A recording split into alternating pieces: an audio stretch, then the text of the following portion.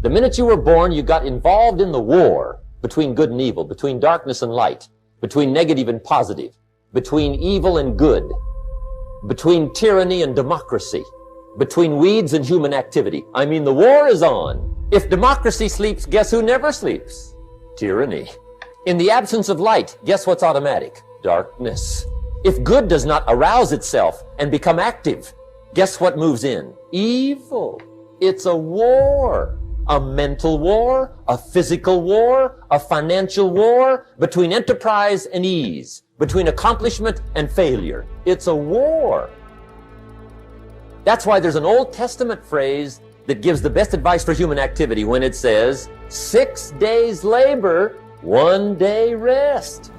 Now, I'm sure we've taken that to mean, don't work all 7 days, take one off. Here's what it also means, only take one off, or you're liable to lose the war. Enterprise is better than ease. If you rest too long, the jungle overtakes the village. Now here's the good news about the war between good and evil. Evil is no match for good, but good must be active. Don't wish it was easier, wish you were better. Once I understood this, this altered the course of my life. Don't wish it was easier, wish you were better. And here's the big one. Don't wish for less problems, wish for more skills. You don't need less problems. You simply need more skills. Don't wish for less challenge, wish for more wisdom. Accept the challenge, because you can't grow without a challenge. You can't get rich without a challenge. You can't fly without gravity. You have to understand the challenge. But that's the key, is to now develop wisdom to overcome the challenge. Don't wish for less challenge, but more wisdom. And then here's one more philosophy that helped change my life forever. You can do the most remarkable things no matter what happens. Humans can do the most remarkable things no matter what happens. Philosophies that changed my life. Get stronger. You can develop the muscle. You can develop the courage muscle. You can develop the inspiration muscle. You can develop the dedication muscle. You can get stronger. There isn't anybody here that can't get stronger. Next time we see you, may not even recognize you. How strong you're going to be able to become in language, in style, in personality, the ability to cope, the ability to handle with anything that happens, no matter what happens. And the third one is get better. We can all get better. I've gotten better. First talk I gave, I stood up, my mind sat back down. But here's the secret to my success. I stood up and did it again. I stood up and I did it again. And I did it again, and I did it again all those many years ago. I did it when I was scared, and I did it when I didn't want to, and I did it when I was ill. And I did it when it didn't work well, and I did it when they didn't appreciate it, and I didn't a lot of times when I didn't know much what I was doing. I just did it anyway. I got better. I got better day by day and week by week and month by month, and I'm asking you to do the same thing until you can develop a long arm and a long reach, until you can develop influence that won't quit. Touch people next year you couldn't touch this year. Touch people now you couldn't touch before. Conduct a meeting now you couldn't conduct before. Heart and soul now mixed in there that wasn't there, missing before. I'm asking all of you to get better in spite of the winters, in spite of the downturn. The money downturn, the social downturn, the personal downturn, whatever it is. Just get stronger. Get better. The key is not to wish for a better winter. The key is to wish for more strength, more wisdom, more courage, get better, get wiser, get stronger.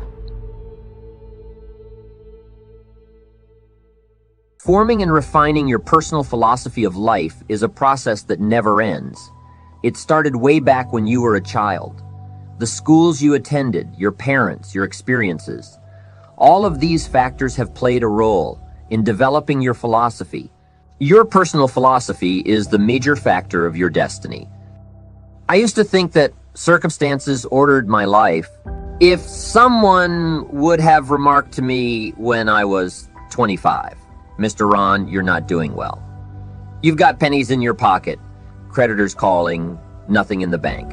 You are behind on your promises to your family.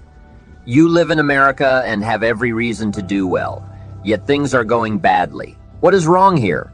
It would not have occurred to me to blame my philosophy. I found it much easier to blame the government, to blame the tax problem. I used to say taxes are too high. The top tax rate when I first started paying taxes was 91%. Back then, when your income reached a certain level, all the money you earned beyond that was taxed at 91%. Now the top rate is half that. And people are still saying that taxes are too high. But if they've decreased so substantially, how can they be too high? I threw all my old excuses away. It seems that some people have found them, though, and they've picked them up, dusted them off, and they're using the excuses themselves. I used to blame the traffic, the weather, all sorts of circumstances. I found it easier to blame the company than to blame myself. I used to say, if this is all they pay, how do they expect me to do? Well, I figured that my future was going to be tied to what was going on around me. The economy, interest rates, retail prices.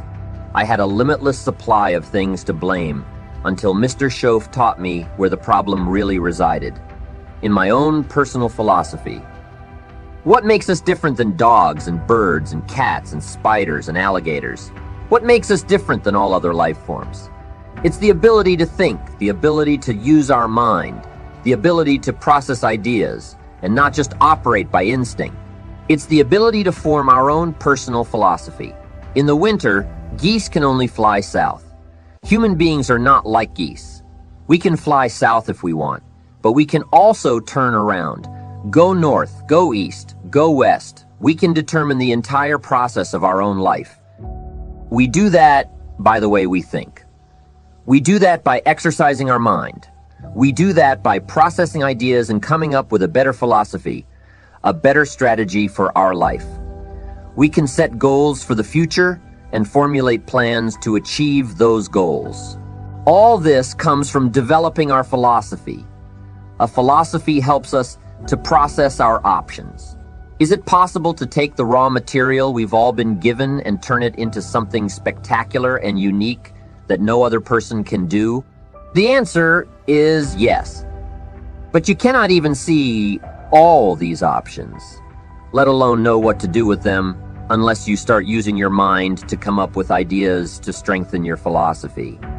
That is a major challenge of life. Each person's personal philosophy is like the set of a sail. If you want to trim a better sail, you don't need a better economy. If you blame the economy and the marketplace, the schools and the teachers, the sermons and the preachers, the company and its policy, what else is there? When some people get through with their blame list, there's nothing left to blame but themselves. It is a colossal mistake to blame the only things you've got to work with. You know, you can't change the seasons. You've got to take them as they come. What can you change to make your life work better? You must start with your philosophy. Once I got rid of all my old excuses and started examining the real problem, my personal philosophy, my life exploded into change.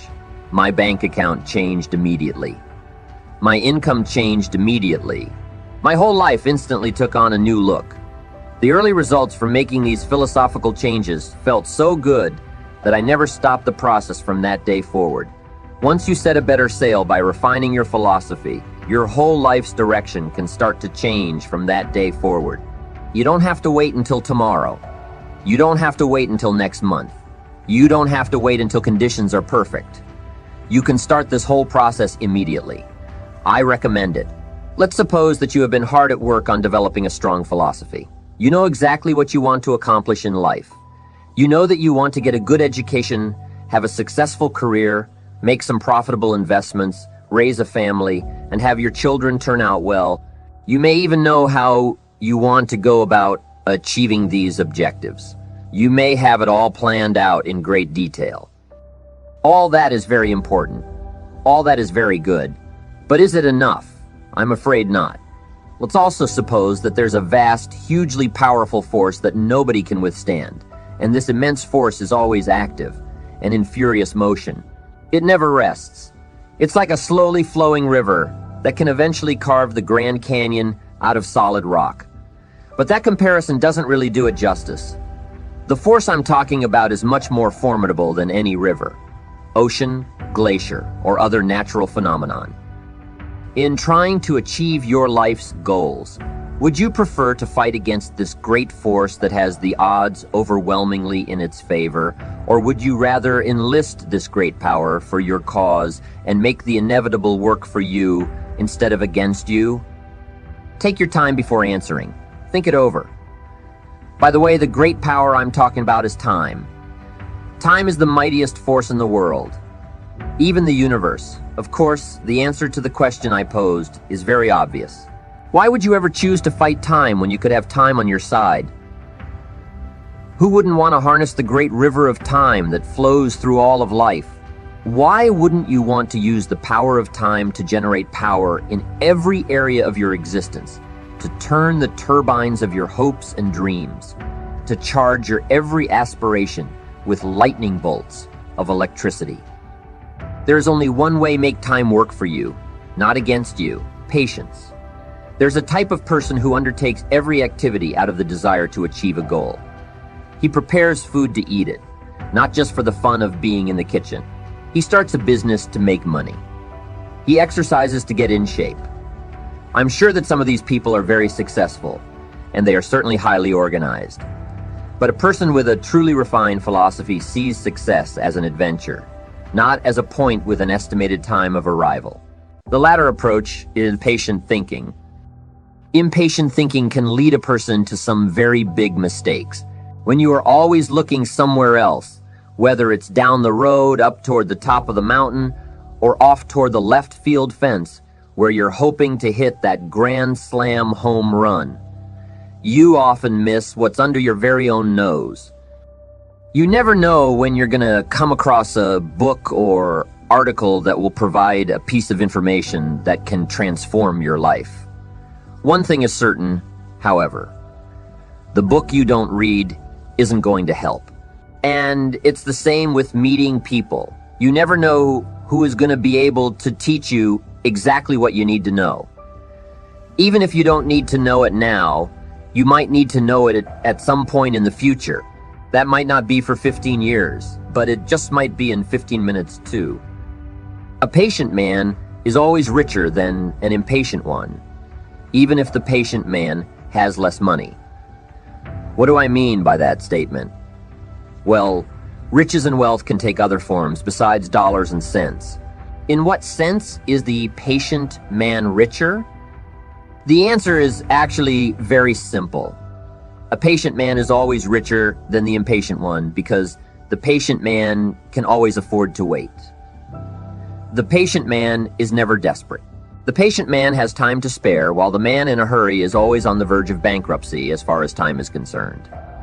In any situation you can think of, impatience is a source of weakness and fear, while patience represents substance and strength. And here's another reason why patience gives the person who has it an incalculable advantage over those who don't have it. It gives him deeper insight into himself and others, which is a mark of philosophical refinement. If you can only see the short term, if you think only in terms of the here and now, then you are stuck in one place. You can't judge distances. You live in a world that's flat and two-dimensional. In other words, the impatient person lacks all sense of perspective. Perspective lets you measure your current plans against things that have already occurred and against your desires and aspirations for the future. Then and now, here and there, near and far, need and know, watch and wait. These are the dual optics that allow the patient man to see in stereo. The nearsighted person sees only the present. The fantasizer sees only an imaginary future and, more likely than not, trips over his mistakes trying to get there. Patience enables you to see the big picture.